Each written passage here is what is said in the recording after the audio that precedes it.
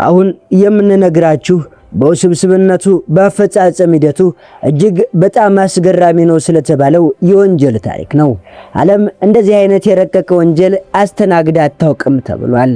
ይህ በጣሊያን የማፊያ ቡድኖች ቁንጮ የተመራ በዓለም ላይ 85 በመቶ የሚሆኑ የአልማዝ ጌጣጌጦች በተከማቹበት በቤልጂየሟ ከተማ በአንትወርፕ የዳይመንድ ማዕከል ላይ የተፈጸመ የክፍለ ዘመኑ ታላቅ ዘረፋ ወይም ዘ ሃይስት ኦፍ ሴንቸሪ ተብሎ የዳቦ ስም የወጣለት አስደናቂ ዘረፋ ወንጀል ነው።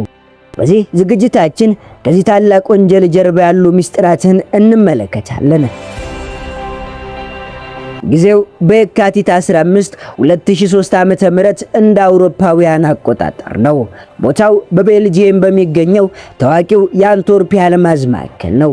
በዚህ ህንፃ ስር ከምድር በታች በሚገኘው ሁለተኛ ፎቅ ላይ የሚገኝ አንድ ግዙፍ ካዝና አለ። ይህ ካዝና እንዲሁ ተራ ብረት ሳጥን ሳይሆን በዓለም ላይ እጅግ አስተማማኝና ሊደፈር የማይችል ተብሎ የታመነበት የደህንነት ምሽግ ነው ማለት ይቻላል። ባለ 10 ደረጃ ዘመናዊ ጥበቃ፣ የኢንፍራሪድ ሙቀት መቆጣጠሪያዎች፣ የመሬት መንቀጥቀጥ መለኪያ ሴንሰሮች፣ በሚሊዮን የሚቆጠሩ የቁጥር ጥምር ሚስጥራዊ መቆለፊያዎችና ሌሎችንም እጅግ ውስብስብ የጥበቃ ቴክኖሎጂዎችን ባጣመረ ስርዓት የሚቆለፍ የውድ ዕቃዎች ማስቀመጫ ካዝና ነው። ነገር ግን በዛን ዕለት ቅዳሜ ምሽት 5 ሰዓት ላይ ጣሊያናውያን የማፊያ ቡድን አባላት ይህን ምሽግ ሰብሮ በመግባት ከ100 ሚሊዮን ዶላር በላይ የሚያወጣ ዳይመንድ፣ ወርቅና ውድ ጌጣጌጦችን ይዘው ተሰወሩ። የማፊያ ቡድኑ አባላት ይህንን ታላቅ ዘረፋ ሲፈጽሙ ምንም አይነት የአደጋ ጊዜ ደወል አልተሰማም። በአካባቢው በሚገኝ በየትኛውም አይነት የደህንነት ካሜራ ምስላቸውም አልተቀረጸም። ታዲያ የማፊያ ቡድኑ አባላት ይህንን በፍጹም የማይደፈር የተባለውን የዳይመንድ ካዝና እንዴት ሰብረው ገቡ? የወንጀሉና የወንጀለኞቹ መጨረሻስ ምን ሆነ? እንነግራችኋለን። ብቻ እናንተ ቻናሉን ሰብስክራይብ፣ ቪዲዮውን ላይክ እያደረጋችሁ አብራችሁን እንድትቆዩ ጋበዝን።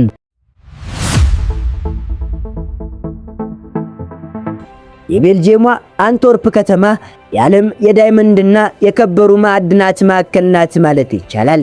በዓለም ላይ ካሉ ያልተቀረጹ አልማዞች 85 በመቶ ያህሉ በዚች ከተማ ውስጥ በሚገኘው ጥብቅ የአልማዝ ማዕከል ውስጥ ያልፋሉ። ይህ ማዕከል በራሱ ከፍተኛ ፖሊስ ኃይል፣ በታጠቁ የግል ጠባቂዎችና በመቶዎች የሚቆጠሩ ካሜራዎች ሌት ከቀን ይጠበቃል። በዚህ ወረዳ ምርት ላይ ደግሞ ዋነኛው የአንትወርፕ ዳይመንድ ሴንቸር ይገኛል። በህንፃው ውስጥ በቢሊዮን የሚቆጠር ዶላር የሚያወጣ ውድ ንብረቶች ስለሚቀመጡ የህንፃው አስተዳደር ከምድር በታች ያለውን ካዝና በዓለም ላይ አሉ የተባሉ የደህንነት መጠበቂያ ቴክኖሎጂዎችን ባሟላ ስርዓት ያስጠብቀዋል። ወደዚህ የቴክኖሎጂ ምሽግ ወይም ካዝና የሚወስደው መንገድ ሁሉ በታጠቁ የደህንነት አባላት የሚጠበቁ ናቸው። የካዝናው ዋና በር ብቻውን በርካታ ቶን የሚመዝን ከባድ ፍንዳታዎችንና የከባድ መሳሪያ ጥቃት ጭምር ከሚከላከል ብረት የተሰራ ነው። በሩ 100 ሚሊዮን የሚቆጠሩ የቁጥር ጥምረቶች ያሉት መቆለፊያዎችም አሉት። የካዝናው የውስጥ ክፍል ደግሞ የኢንፍራሪ ሙቀት መቆጣጠሪያ የተገጠመለት ማንኛውም ሰው ወይም ሕያው አካል ወደ ካዝናው ቢገባ የሰውነት ሙቀትን በማንበብ ወዲያውኑ ለደህንነት አባላት ሪፖርትም ያደርጋል። ሞሽን ሴንሰር፣ ዶፕለር ራዳር እና እጅግ በጣም የረቀቁ የደህንነት ካሜራዎችን የካዝናውን አስተማማኝነት የሚያስጠብቁ ሆኖ በመሰራቱ ካዝናውን የሰሩት መሐንዲሶችና የደህንነት ባለሙያዎች ይህን በር ሰብሮ መግባት የሚችል ፍጡር የለም ብለው በኩራት ተነግረው ነበር። ነገር ግን በአንድ ምሽት ያልተጠበቀው ሆነ። የዚህ ታላቅ ሴራ መሐንዲስ ሊዮናርዶ ኖታርባቶሉ ይባላል። ሊዮናርዶ እጅግ የተረጋጋ ብልህ፣ ሰዎችን በቀላሉ ማሳመን የሚችልና ስኩል ኦፍ ቱሪን ተብሎ በሚታወቀው የጣሊያን ዝነኛ የማፊያ ቡድን ውስጥ ዋና መሪ የነበረ ሰው ነው። ዘረፋው ከመፈጸሙ ከ3 ዓመታት በፊት ማለትም በ2000 ዓመተ ምህረት አካባቢ ሊዮናርዶ ወደ አንትወርፕ ከተማ መጣ። ሊዮናርዶ ራሱን ያስተዋወቀው የጣሊያን ውድ ዳይመንዶች ነጋዴ አድርጎ ነበር። በጣም ያማሩ ውድ ልብሶችን ይለብሳል፣ ውድ መኪናዎችንም ይነዳል። እናም ሁል ጊዜም ፊቱ በፈገግታ የተሞላም ነበር። ቀጥሎም በአንትወርፕ ዳይመንድ ማዕከል ውስጥ አንድ ቢሮ ተከራየ።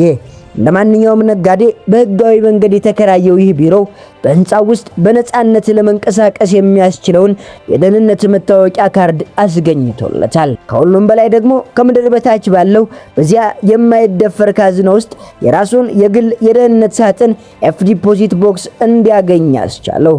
ይህ ማለት ሊዮናርዶ በፈለገው ጊዜ ወደ ካዝኖ የመግባት ሙሉ መብት ነበረው ማለት ነው። ለቀጣዮቹ 3 ዓመታት ሊዮናርዶ በሳምንት ጥቂት ቀናት ወደ ካዝኖ ይወርዳል፣ የራሱን ሳጥን ይከፍታል፣ ይዘጋል። ነገር ግን እውነተኛው ስራው ሌላ ነበር። በእያንዳንዱ ጉብኝቱ በኪሱ ውስጥ ወይም በካራባቱ ላይ በሚያደርገው ጥቃቅን የካሜራ ብዕር የካዝናውን ጥጋጥግ፣ የሴንሰሮችን አቀማመጥና የጥበቃዎችን ዕለታዊ ልማድ በምስል ይቀርጽም ነበር። ሊዮናርዶ ይህንን ስራ ብቻውን ሊሰራው እንደማይችል አመነ። ስለዚህ በሙያቸው ዓለም አቀፍ ደረጃ ያላቸውን 4 የቅርብ ጓደኞቹን ሰበሰበ። እያንዳንዱ የቡድን አባላት በየራሱ ልዩ ስምና የማይተካ ሙያ ነበራቸው። በሊዮናርዶ የተመረጠው አንደኛው የቡድን አባል ዘጂኔስ ወይም ሊቁ በሚል ቅጽል ስም የታወቀው የኤሌክትሪክና የደህንነት ሲስተሞች ባለሙያ ነው። ማንኛውም አይነት ዘመናዊ አላርሞችን፣ ሴንሰሮችንና የራዳር ሞገድን ያለምንም ኮሽታ የሚያቋርጥ ብቃት ያካበተ የማፊያው ቡድን አባል ነው። እውነተኛ ስሙ ኤሊዮ ዲዮናሪ እንደሆነ ተነግሯል። ዲሞንስተር ወይም ጭራቆ የተባለው የቡድኑ አባል ደግሞ ግዙፍ የተስተካከለ የአካል ብቃት ያለው መቆለፊያዎችን በመስበር በሮችን በመሰርሰርና ከባድ የጉልበት ስራዎችን በመስራት ወደር የሌለው በእውነተኛ ስሙ ፈርዲናንዶ ፊኖቶ የተባለ ነው። ሌላው በዓለም ላይ ካሉ ምርጥ የቁልፍ ቀራጮች አንዱ የተባለው ዘ ኪንግ ኦፍ ዘ ኪስ በሚል ቅጽል ስሙ የሚታወቀው የቡድኑ አባል አንድን ቁልፍ ለአንድ አፍታ ወይም ምስሉን ብቻ ተመልክቶ ዋናውን አስመስሎ መስራት የሚችል በመሆኑ በሊዮናርዶ የተመለመለ ሰው ነው። አራተኛው የማፊያው ቡድን አባላት የሊዮናርዶ የቀድሞ ጓደኛ ስፒድ ወይም ፈጣኑ የተባለው ሰው ነው። ስራው መኪናዎችን በከፍተኛ ፍጥነት መንዳት፣ አካባቢውን መከታተልና ቡድኑ ሰላም እንዲያመልጥ መንገድ ማመቻቸት ነው። ፔትሮ ታባኖ የዚህ ሰው እውነተኛ ስም ነው። የቡድን በጣሊያን ውስጥ በአንድ ምስጢራዊ መጋዘን ውስጥ ተሰበሰበ። እዛም ሊዮናርዶ ባመጣው መረጃ መሰረት የአንትወርፕን ካዝና ሙሉ በሙሉ የሚመስል ዲዛይን ሰሩ። ለወራት ያህል በጨለማ ውስጥ አይናቸውን ታስረው እያንዳንዱን ሴንሰር እንዴት እንደሚያልፉ፣ በሩን በስንት ሰከንድ ውስጥ እንደሚከፍቱ ልምምድም አደረጉ። ልምምዳቸው በፍጹም የተሳኩ ሙከራዎችን እስከሚያደርጉ ድረስ ደጋግመውም አደረጉ። ዘረፋው ከመፈጸሙ ጥቂት ቀናት በፊት ሊዮናርዶ የመጨረሻዎቹንና እጅግ አስገራሚዎችን ዝግጅቶችም አደረገ። ሊዮናርዶ ወደ ካዝናው በገባበት በአንዱ ቀን ማንም ሳያየው ከካዝናው በር ላይ ባለች ትንሽዬ ቀዳዳ ውስጥ አንዲት በጣም ትንሽ የቪዲዮ ካሜራ ቀበረ። ይቺ ካሜራ የጠባቂዎችን እንቅስቃሴና ከሁሉም በላይ ደግሞ የካዝናውን ምስጢራዊ ቁጥር ጥምር ወይም ኮምቢኔሽን ጠባቂዎች ሲያዞሩት በግልጽ ታሳይ ነበር። ካሜራዋ የምትልከው ምስል ደግሞ በአቅራቢያው በሚገኝ አደጋ ማጥፊያ ውስጥ በተደበቀ የሴንሰር መቀበያ ውስጥ ይመዘገብም ነበር። በዚህ መንገድ የካዝናው የምስጢር ቁጥር በቀላሉ አገኙ። ቀጥሎ ደግሞ የቁጥሩ ጥምር ቢገኝም ያ ባለ 2 ክፍል ረጅሙ ዋና ቁልፍ አሁንም ያስፈልጋል። ሊዮናርዶ ያንን ቁልፍ የሚያገኝበትን መንገድ ሲያሰላስል የካዝናው ጠባቂዎች በየቀኑ ስራቸውን ጨርሰው ሲወጡ ያንን ቁልፍ ይዘውት እንደማይሄዱ አስተዋለ። ይልቁንም ከካዝናው በር ጥቂት ሜትሮች ርቆ በሚገኝ የዕቃ ማስቀመጫ ሳጥን ክፍል ውስጥ በሚስጥር ያስቀምጡት እንደነበረም ተመለከተ እና ሊዮናርዶ ይህንን ሲያይ ስራቸው በግማሽ እንደቀለለ አወቁ። ከዘረፋው አንድ ቀን በፊት ዓርብ ዕለት ሊዮናርዶ እንደተለመደው ወደ ካዝናው ወረደ። በኪስ ውስጥ የሴቶች የፀጉር ማስተካከያ ስፕሬይ አኳኔት ሄር ይዞ ነበር። በአካባቢው የነበረው ጠባቂ ዞር ሲል ሊዮናርዶ ያንን ስፕሬይ በካዝናው ጣራ ላይ በሚገኘው የኢንፍራሪ ሙቀት መቆጣጠሪያ ሴንሰር ላይ ረጨው። የፀጉር ስፕሬይ በሴንሰሩ መስታወት ላይ ሲደርቅ ቀጭንና ግልጽ የሆነ የፕላስቲክ ንብርብር ይፈጥራል። ይህ ንብርብር ሴንሰሩ በክፍል ውስጥ ያለውን የሙቀት ለውጥ እንዳያስተውል ያደርገዋል። በዚህም ምክንያት ማንኛውም ሰው ወደ ክፍሉ ሲገባ እንኳን ሴንሰሩ ሊያውቅ አይችልም። አሁን የታቀደው ሰዓት ደርሷል። የካቲት 15 2003 ዓ.ም ቅዳሜ እኩለ ሌሊት የአልማዝ ማዕከሉ ቅዳሜና እሁድ ዝግ ስለሚሆን በአካባቢው ጥቂት ጠባቂዎች ብቻ ናቸው የነበሩት። የጣሊያኑ የማፊያ ቡድን አባላቱ ጥቁር ልብስ ለብሰው የላስቲክ ጓንት አድርገው በህንፃው የጀርባ አቅጣጫ በሚገኝ የግል መኪና ማቆሚያ በኩል በስውር ገቡ። ሊዮናርዶ ግን በመኪናው ውስጥ ሆኖ በራዲዮውን አካባቢውን ይከታተላል። ቡድኑ መጀመሪያ ያደረገው ነገር የውጭውን የኢንፍራሪ መቆጣጠሪያዎችን ማለፍ ነበር። ሊቁ ወይም ጂኒየስ ተብሎ የተጠራው የቡድኑ አባል አስቀድሞ ያዘጋጀውን ትልቅ የፖሊስተር መከላከያ ሰሌዳ በመጠቀም የሴንሰሩን እይታ ሸፈነው። ፖሊስተር የሰውን አካል ሙቀት ወደ ውጭ እንዳይወጣ ስለሚያፍን ሴንሰሩ ምንም አይነት ለውጥ አያሳይም። በመቀጠል ወደ ህንፃው ውስጠኛ ክፍል ዘልቀው በመግባት ወደ ካዝናው መግቢያ አደባባይ ወረዱ። የዚህ ክፍል ያሉትን ካሜራዎች በጥቁር የላስቲክ ከረጢቶች ሸፈኗቸው። አሁን የካዝናው ዋና በር ፊት ለፊት ቆመዋል። ዋናው በር ላይ ያለው ማግኔቲክ ሴንሰር በሩ ከተከፈተ የመገናኛ ሳህኖቹ ስለሚለያዩ ሳይረን ይጮሃል። ሊቁ የተባለ የቡድኑ አባል ይህንን ለማስቀረት በሴንሰሩ ትክክል የተቀረጸ የአልሙኒየም ሳህን አመጣና በማግኔቱ ላይ በባለ ሁለት ጎን ተለጣፊ ፊት አጣበቃቸው። ከዚያም የማግኔት ሳህኖቹ ከበሩ ላይ የሚይዟቸውን ብሎኖችን ማወለቃቸው። አሁን በሩ ቢከፈት እንኳን ማግኔቶቹ ከአልሙኒየሙ ጋር ተጣብቀው ስለሚቀሩ ማግኔት መስኩ አልተቋረጠም። ሲስተሙ አሁንም በሩ እንደተዘጋ አድርጎ ነው የሚያስበው። በመቀጠል ከተደበቀው ክፍል ውስጥ ዋና ቁልፍ ወጡ። ሊዮናርዶ በካሜራው ውስጥ ያየውን የሚስጥር ቁጥር ጥምረት አዞሩ። ቁልፍንም አሽከረከሩት። በሩ መከፈቱን የሚያመለክት ድምጽ ተሰማ። ያ በርካታ ቶን የሚመዝነው ግዙፍ በር ያለምንም ድምጽ ተከፈተ። ካዝናው ውስጥ ሲገቡ ሙሉ በሙሉ ጨለማ ነበር። የብርሃን ሴንሰሩ እንዳያውቃቸው መብራቱን አላበሩትም። አንዱ አባል የፀጉር ስፕሬይ የተረጨበትን የኢንፍራሪ ሴንሰር ሙሉ በሙሉ በጨርቅ ሸፈነው። በመቀጠል የዶፕለር ራዳሩን ለማለፍ በቅድሚያ የተዘጋጁ የጋሻ መለኪያዎችን ተጠቅሞ በክፍል ውስጥ 189 የደህንነት ሳጥኖች አሉ።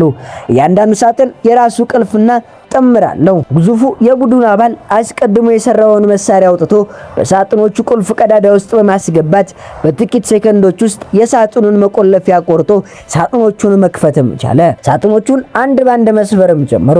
በሰበሩት እያንዳንዱ ሳጥን ውስጥ ሙሉ በሙሉ ያልተቀረጹ አልማዝ ወርቆች፣ የከበሩ ማዕድናት፣ በሚሊዮን የሚቆጠሩ የዶላርና የዩሮ ኖቶችም ተገኙ።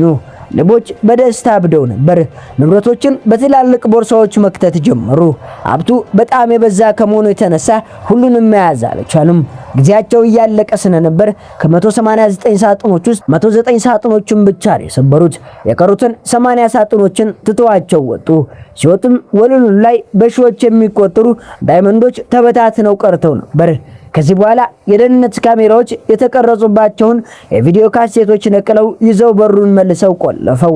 ከሌሊቱ 11 ሰዓት ተኩል ላይ ከህንፃው ወጡ።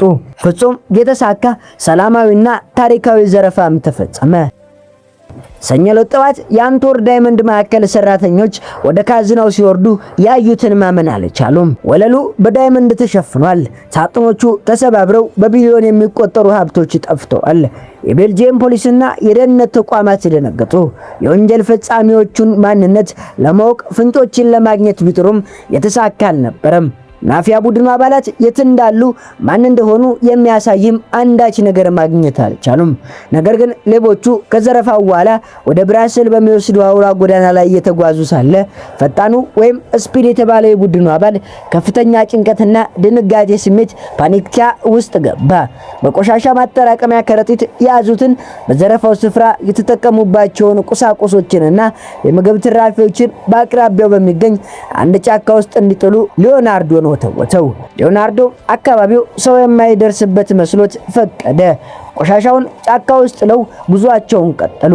ነገር ግን ይሄ ጫካ አውገስት ቫን ካምፕ የሚባል አንድ አረጋዊ አደን የሚለማመዱበት የግል መሬታቸው ነበር። አውገስት ሁል ጊዜ በመሬታቸው ላይ ሰዎች ቆሻሻ ሲጥሉ በጣም ይናደዱ ነበር። በነጋታው ጫካ ውስጥ የተጣለውን ትልቅ የቆሻሻ ከረጢት ሲያዩ የጣለውን ሰው ለፖሊስ አሳልፈው ለመስጠት ቆረጡ።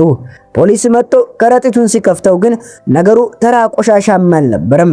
ከረጢት ውስጥ የአንቶርፕ የአልማዝ ማዕከል የሚል ማተም ያረፈባቸው ፖስታዎች፣ ጥቃቅን ሚኔራል ድንጋዮች፣ የደህንነት ሲስተም ሽቦዎችንና አንዱ በግማሽ የተበላ ሳንዱች ቁራጭም ተገኘ። ፖሊሶች ወዲያውኑ ፍንጩን አገናኙ።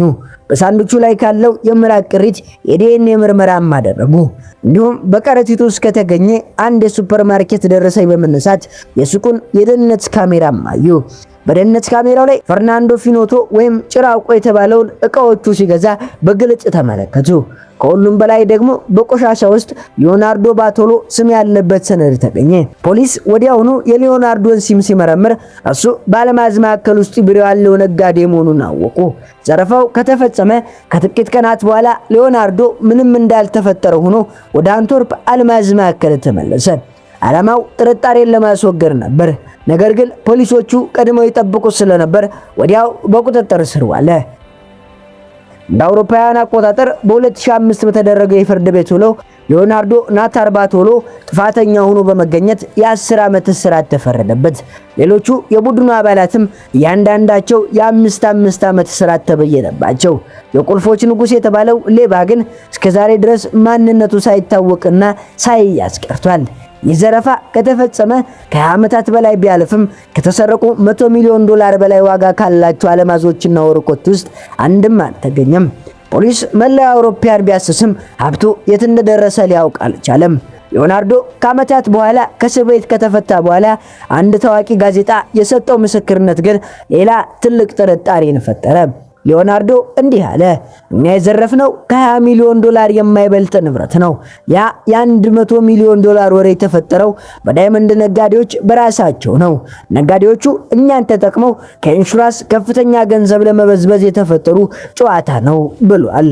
ይህ የሊዮናርዶ ንግግር እውነት ይሆናል ወይም የፖሊስ ትኩረት ለማስቀየር የተነገረ ውሸት? እስካሁን በግልጽ የታወቀ ነገር የለም። የዛሬን እዚህ ላይ አበቃን።